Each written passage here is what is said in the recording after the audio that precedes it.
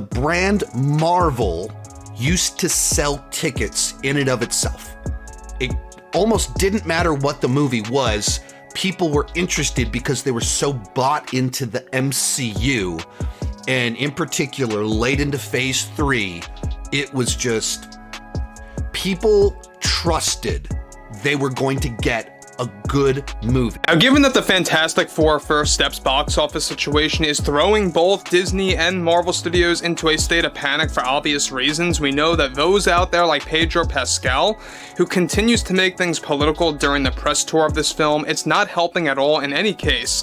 And one thing is for certain right now is that the numbers that they're pulling in right now for the box office metrics, these aren't the numbers that they were hoping for, especially before Spider-Man Brand New Day and Avengers Doomsday in, of course, 2026.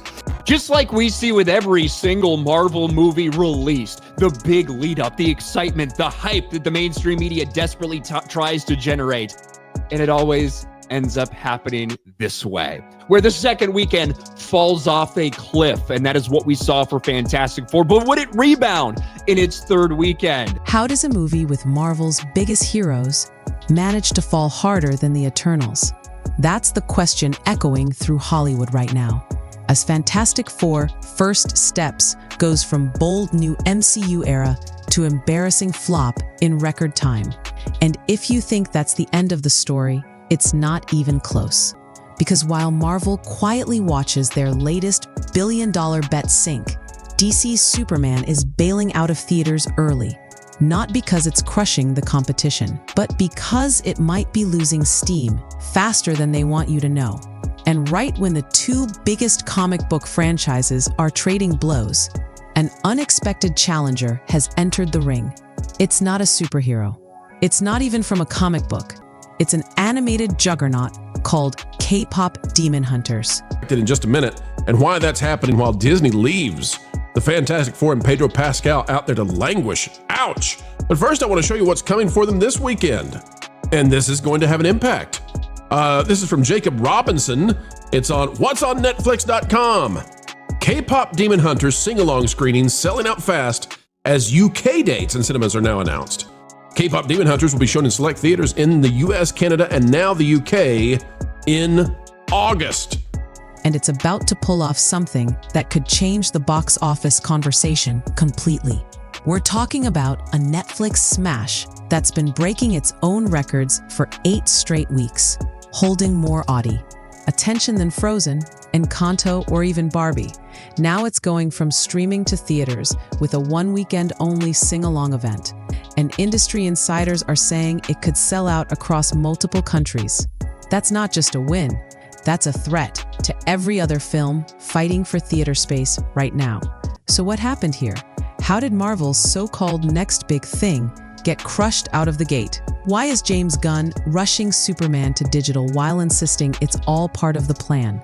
And how is an animated musical about demon hunters from Korea making both Marvel and DC look like they're playing catch-up? We've got the numbers. We've got the behind-the-scenes strategy.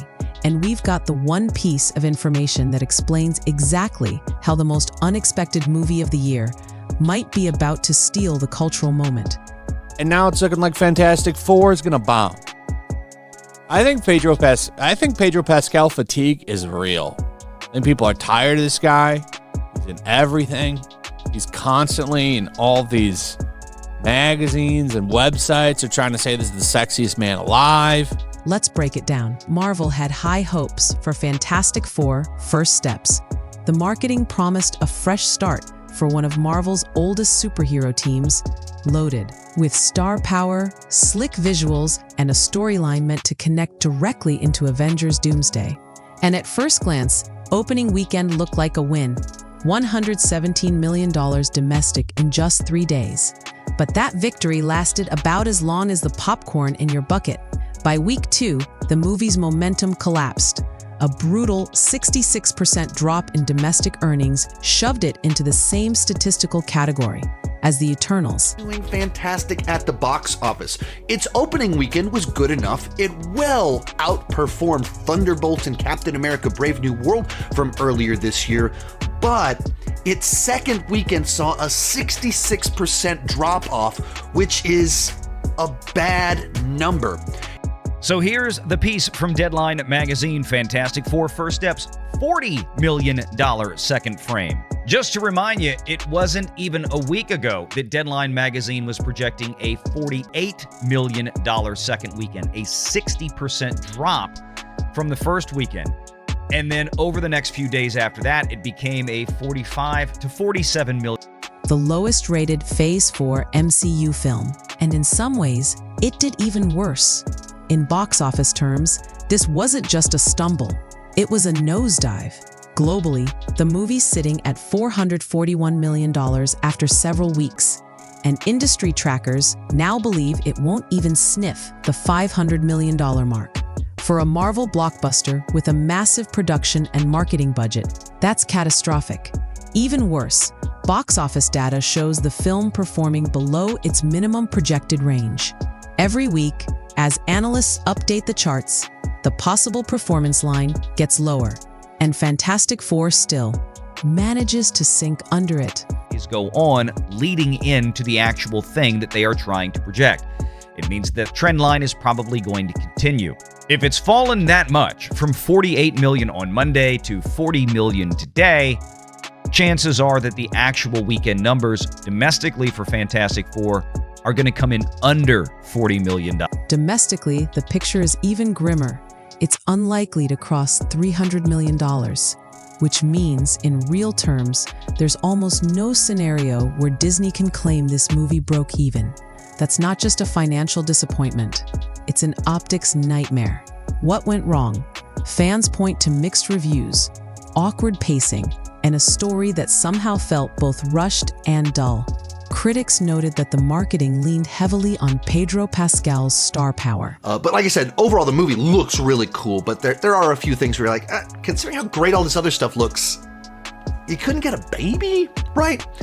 But like I said, overall the movie looks really cool, but there are a few. But his performance didn't land with audiences the way Marvel expected.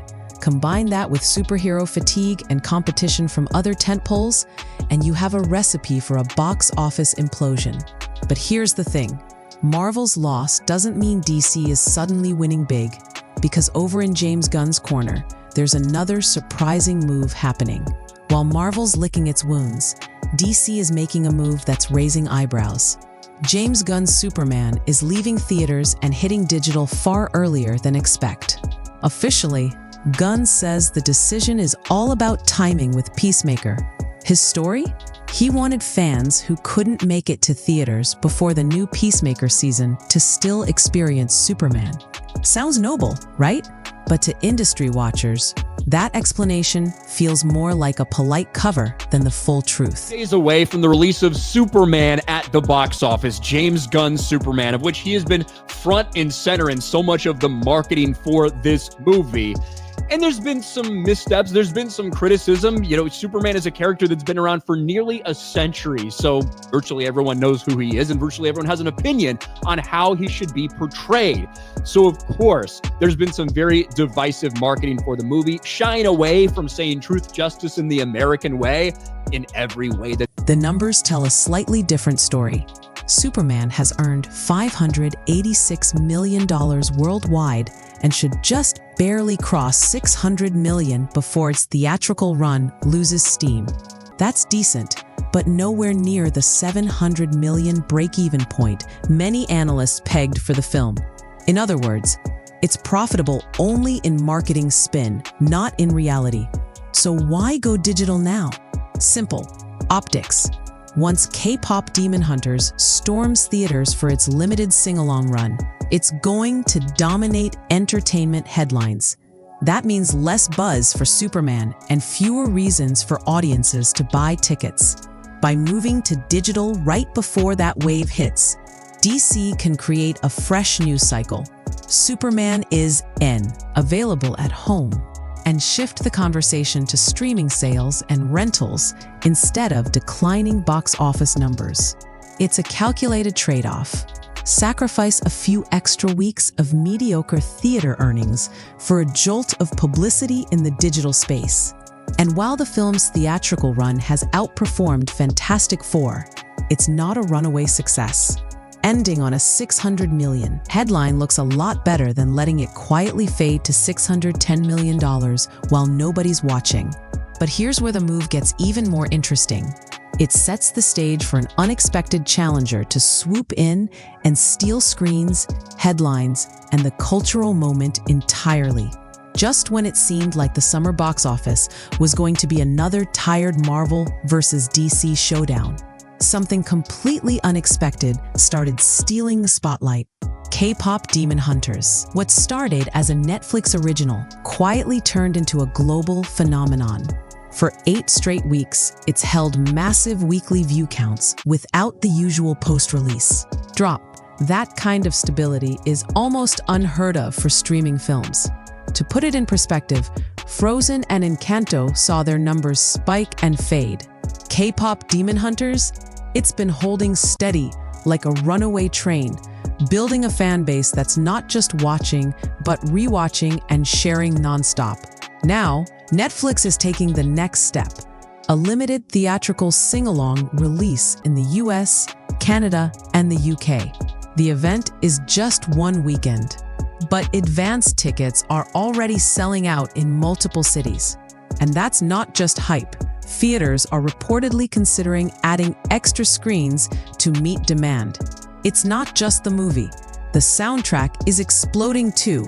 The song Golden from the film is sitting at #1 on the Billboard Global 200. That means K-pop Demon Hunters isn't just a streaming hit. It's a cultural force with the kind of cross-platform reach that Marvel and DC wish they could bottle. Why does this matter for the superhero giants? Because in the same weekend, this movie, theaters, it's going to pull audiences and valuable theater screens away from both Fantastic Four and Superman. And when every box office dollar counts, losing premium slots to a surprise animated musical could be the final nail in the coffin for films already struggling to keep momentum. For Marvel, the damage might already be done. For DC, this might explain why Superman is bailing out early. And for Netflix, they might just be on the verge of creating the next Barbie-level cultural event. If you're wondering why Marvel isn't rushing Fantastic Four first steps to digital like DC did with Superman, the answer is simple. It wouldn't help. In fact, it could make things worse. Right now, the movie's reputation is toxic. Box office analysts have already branded it a flop. Fans are dragging it across social media, and critics aren't coming to its rescue. Releasing it on streaming early wouldn't create buzz. It would just remind the world of its failure. And the last thing D wants is for Fantastic Four's bad press to bleed into Avengers Doomsday, which is supposed to be the MCU's big event next year. Instead, Disney is quietly letting the movie fade out of theaters without fanfare. No celebratory press releases, no victory laps, just silence. The strategy is to erase Fantastic Four from public conversation as quickly as possible. Every headline about the film is a headline that hurts Marvel's brand. So they're cutting their losses and focusing on what's next. That next is Spider-Man. Even though the next Spidey outing is technically a Sony production, Disney knows it's their best shot at a surefire crowd pleaser. If Spider-Man delivers, it could rebuild the kind of goodwill and excitement the MCU desperately needs before Doomsday. If it doesn't, well, Marvel's problems go from bad to existential. In short, Disney's game plan isn't to fix Fantastic Four, it's to forget it ever happened. By avoiding any public push, they can redirect fan attention to projects with a better chance of winning people back. It's corporate triage. Save the healthy. Let the hopeless fade away. But the danger in that plan? Silence doesn't erase the numbers. And when those numbers show Marvel losing to the Eternals, fans and investors are going to remember. Marvel can try to sweep Fantastic Four first steps under the rug, but the ripple effects are already in motion. And Avengers Doomsday is right in the path. Big event films live or die on momentum. They need the audience believing in the brand, excited for the next chapter, and willing to show up opening weekend. The problem? Fantastic Four didn't just fail. It failed loudly. It's now part of the same conversation as The Eternals, a movie many fans still use as shorthand for MCU misfire. Every time someone brings up First Steps, it chips away at the perception that Marvel's Phase 5 can deliver consistent hits. Casting criticism hasn't helped either. Pedro Pascal was supposed to be the charism anchor, but online chatter paints him as miscast for the tone Marvel wanted. Pair that with marketing that overpromised and underdelivered, and the end result is a credibility problem. If fans don't trust Marvel's judgment now, convincing them to buy into the Doomsday hype next year will be a harder sell. Meanwhile, DC's Superman, even if it didn't smash records, still beat Fantastic Four by a wide margin. That means when audiences compare superhero brands, Marvel is the one that looks weaker. And perception in this business is almost as damaging as the actual numbers. Disney's hope is that Spider-Man can act as a reset button, reigniting enthusiasm in time for Doomsday. But if Spider-Man underperforms or gets overshadowed by another surprise hit, Marvel could be facing their first truly cold audience for an Avengers movie. That's uncharted territory, and not in a good way. Because if Doomsday doesn't land, the conversation won't be about one bad movie anymore. It'll be about whether the MCU's golden age is officially over. When the dust settles, it's clear this wasn't a classic Marvel versus DC battle at all. It was Marvel and DC both losing ground, while an unexpected challenger stole the spotlight. Fantastic Four, First Steps stumbled out of the gate and never recovered, dragging Marvel's momentum down with it. Superman performed better, but its early digital release signals that even DC knew it wouldn't stick around long enough to dominate the summer. And then there's K-pop Demon Hunters, the sleeper hit that refused to fade. While the superhero giants were trading bruises, this animated musical quietly built a global fan base, took over streaming charts, and now threatens to eat into box office real estate the moment it hits theaters. For Marvel, the damage control strategy is silence. For DC, it's distraction through digital. But for Netflix, it's victory through cultural buzz, the kind of sustained hype that doesn't need billion-dollar budgets or interconnected universes to win. If there's a lesson here, it's that the audience's attention can shift faster than studios expect. And right now, the cultural conversation isn't about who's saving the world on screen. It's about who's stealing the headlines in real life.